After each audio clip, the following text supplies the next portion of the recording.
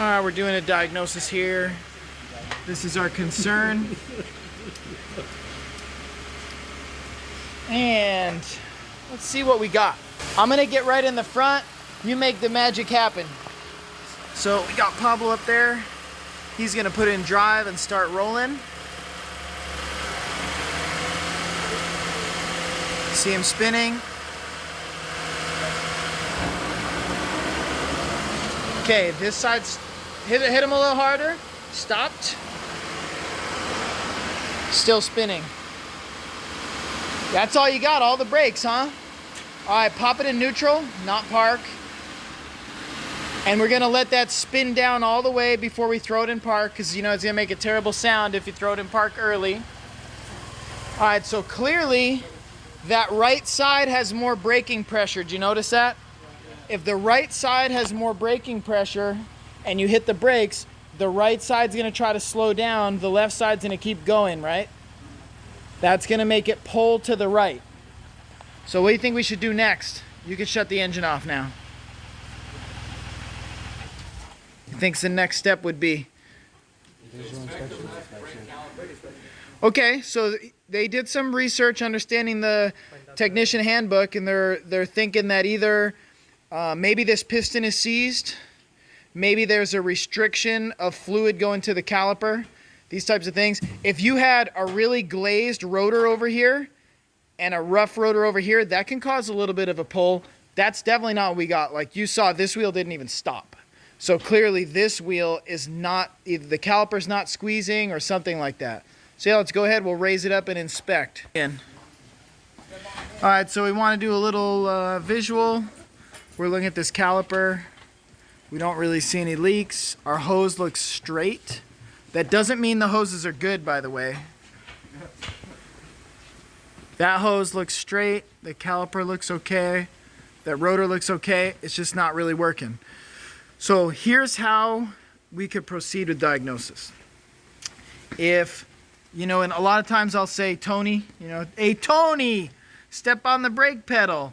If Tony were to step on the brake pedal and I were to loosen that caliper bleeder, what should happen? Fluid should come out. Fluid. Okay. What if I loosen that caliper bleeder and no fluid comes out? What's that tell me? There's a blockage. There's a blockage where? Somewhere in the line or... So before it, huh? Yeah. So if the fluid's not making it to the bleeder, the restriction's somewhere before that, which would mean like the caliper, or what's this flexible thing? The hose. So if I were to go up there where the hose goes to that steel line and he were to step on the pedal and I were to loosen it and the fluid squirts out right there.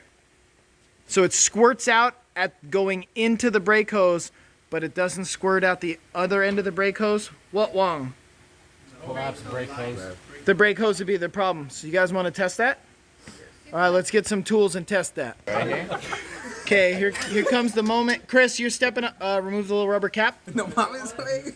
It's okay, he's nervous now. Not yet. Okay, Chris, you're stepping on the pedal, right? Not yet. Hold the pedal down. All right, now go ahead and loosen that a little more. Use the closed end of the wrench. You make me happier. Okay, I really saw about nothing, didn't? Oh, just the slightest dribble. But leading brakes for like a week.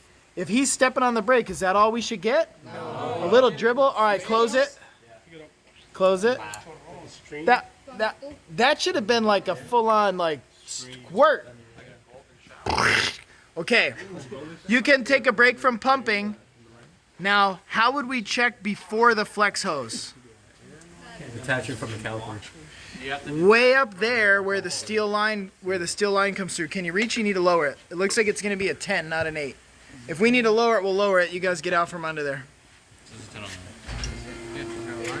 Hey, there you go. Hey, he said move, you move. Just like that? Yep. Try again. Bring it down like quite a bit.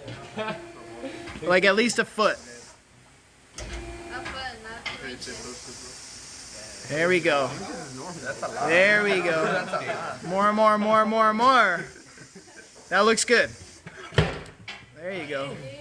All right, so all we're really trying to do is aim the bucket where we hope it's going to catch it. And if we get brake fluid all over this paint, you know what we're going to do, right? Clean it. Yeah, so we're just going to rinse it ASAP. It's okay, just walk away. Chris, you're holding down the pedal? Yep. Probably going to crack that thing loose. In this case, you don't actually have to hold the hose. Yeah. Toyotas are nice. The hose is held by that bracket, so that fitting going right in there. You can get up in there. Good job on the line wrench. Is it a 10 or a 12? Well, it's a little bigger. It's a little bigger. Don't matter what it should be. Matters what it be. Come on. It's okay. You're new. I'll give you. We got all day. Okay, good. Now you know which way you're gonna go, right? Yeah, exactly. We're gonna have a nice talk back there. Okay. Now I saw something. I'm gonna zoom in a little bit. Look at that. That's pouring out. All right. Keep the pedal down. Snug that back up. Keep that wrench right on that fitting the whole time. Okay, Chris, pump the pedal down. Pressing pretty hard, right? Yeah. Crack that loose again. More. Oh, there's some coming out. Yeah, that's a lot more than down at the hose. You notice that? Yeah. Okay, so what's that tell us about the hose? Restricted. The turn would be restricted. So what should we sell this customer? A flex hose. Now, and that's true, you're right. But let me add to this. Pablo, that's snugged? Tight? No, you can let go of the pedal. So this is what I would do though. That's the technical diagnosis. In reality, if we put let's say we put a brand new flex hose over here and that hose is slightly restricted. Now what do we have? A pull the other way. So typically on front brakes, what we like to do is what we do to one side, we like to do to the other side. So if this were me, and you don't know this customer's situation, right? This customer may be broke and they may be choosing between fix the car and get food. So don't tell them, you can't do one hose. They could do one hose, but like the good repair would be do one hose. The better repair would be like, look, do both hoses. Matter of fact, if you want the best, do all 4 flex hoses because rubber hoses fail internally, and then we're only going to have to do the full brake bleed one time. It may save you money in the long run, but don't make them pick fix 4 hoses or eat.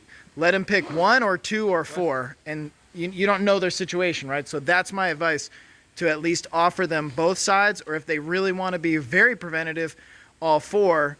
But if you wanted, you could do 1, and it'd probably take care of this brake pull. You like it? Get it on.